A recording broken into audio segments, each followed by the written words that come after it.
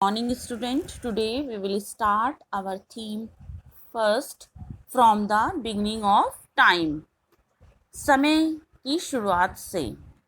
This chapter traces the beginning of human existence. It was 5.6 million years ago, written as Maya, that the first human-like creatures appears on the earth's surface. ये जो हमारा chapter है, जब human being या मानव का शुरुआत हुई थी, जब मानव अस्तित्व में आया था, तब से उस शुरुआत से इस चैप्टर में बताया गया है. और ये 5.6 मिलियन ईयर्स एगो या इस टाइम 5.6 मिलियन ईयर्स से पहले जब माया के बारे में लिखा गया, तो उस टाइम पर फर्स्ट ह्यूमन क्रिएचर अपीयर्ड हुआ था अर्थ की सरफेस पर. After this, several forms of human emerged and then became extinct. इसके बाद बहुत सेवरल ह्यूमन की फॉर्म्स इमर्ज हुई और वो अस्तित्व में आई.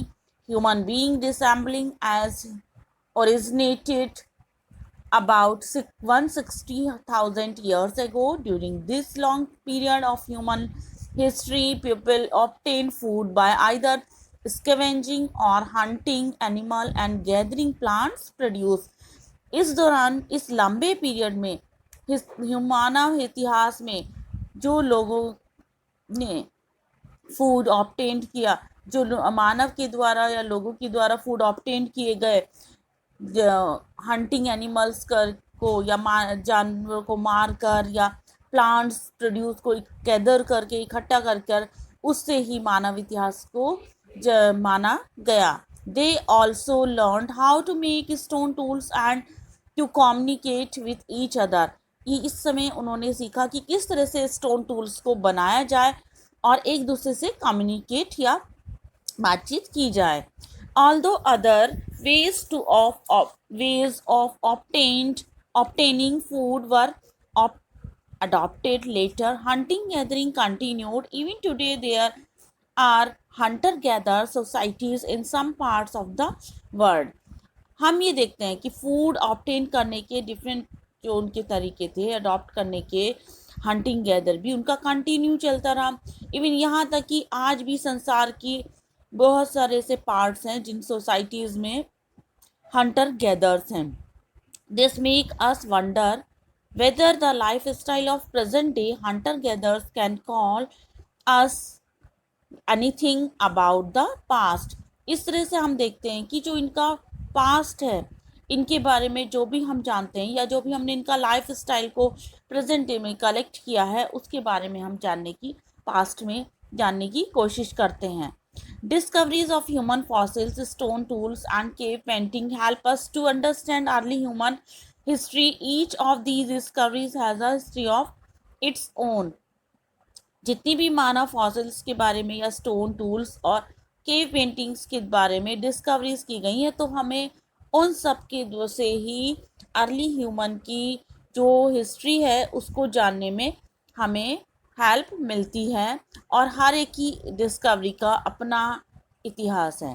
अक्सर हम देखते हैं कि जो भी सबसे पहले हमने फाइंड आउट किया, तो मोस्ट जितने भी स्कॉलर्स हैं उसको रिफ्यूज़ कर देते हैं और दूसरा उसके आगे और कुछ जानने की कोशिश करते हैं. The evidence for human evolution come from fossils of species of human which have become extinct.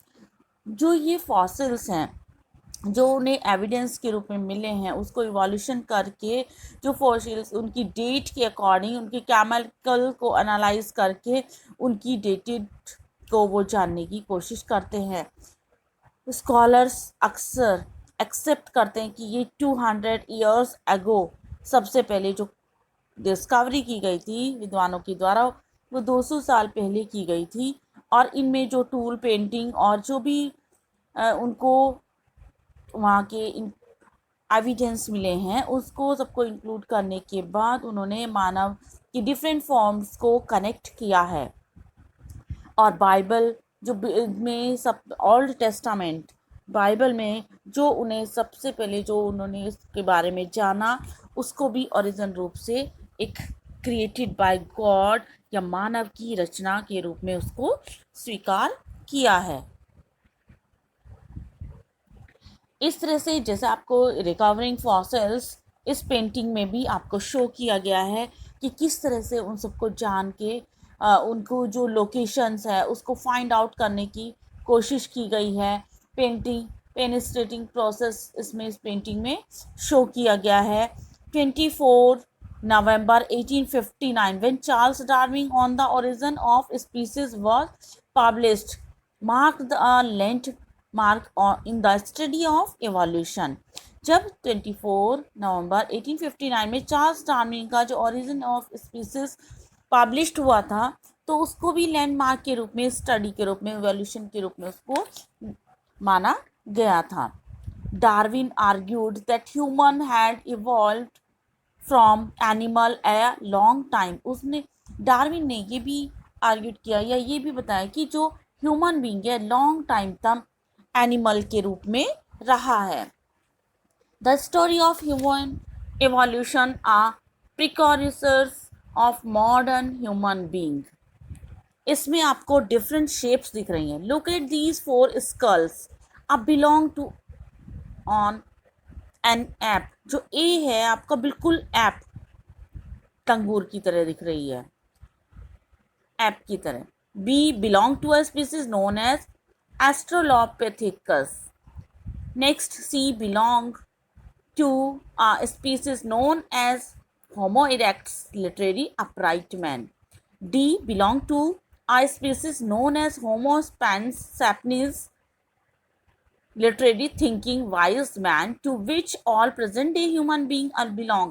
इस तरह से जो हमने डी शेप देखा है वो उसको ही माना गया है कि ये वाइज मैन या जो सोचने समझने की शक्ति रखता है उस तरह से इस मैन को माना गया है। इस तरह से हमने देखा डिफरेंट इलस्ट्रेशन करने के बाद हमने ये रिजल्ट पाया एवोल्यूशन में कि जो ह्यूमन बीइंग का जो हिस्ट्री है या ह्यूमन बीइंग का जो इतिहास है वो एक लॉन्ग हिस्ट्री लिए हुए है और ये बहुत कहीं कहीं पर बहुत ज़्यादा कॉम्प्लिकेटेड हो गया है।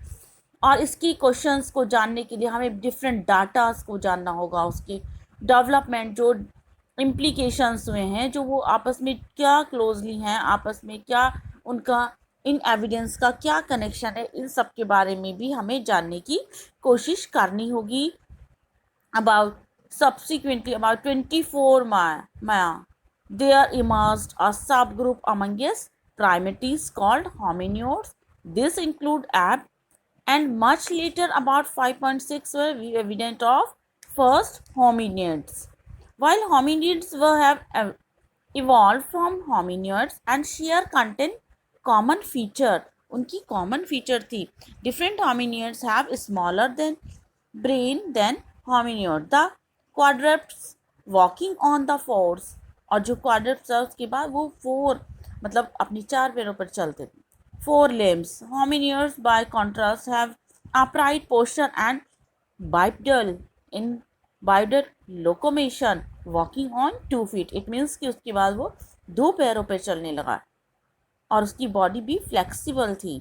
इस तरह से हमने डिफरेंट एग्जामिन टूल्स आदि का एग्जामिन करने के बाद हमें पता चला they all are connected each other.